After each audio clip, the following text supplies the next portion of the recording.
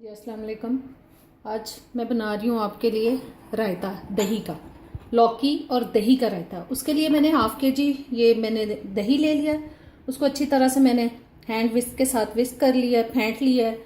अब इसमें जो चीज़ें जाएंगी, इसके लिए 2 आलू लेके मैंने मीडियम साइज़ वो बॉईल कर लिए थे, वो डाल रही हूँ।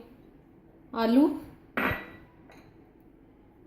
हरी मिर्च, धनिया, पुदीना की चटनी, हरी चटनी,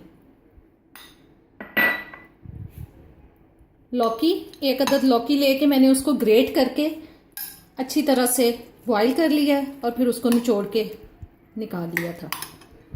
और 1-2 सब्ज़ मिर्चें, 1 अदद टमाटर बारीक कटा हुआ,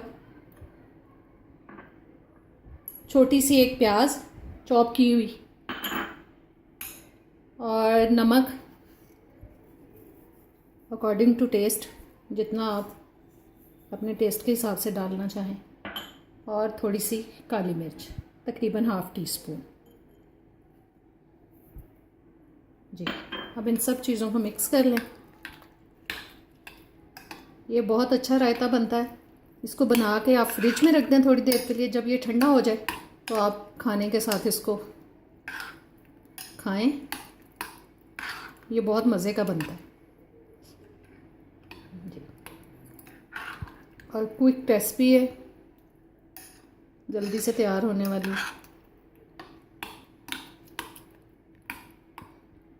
ये लें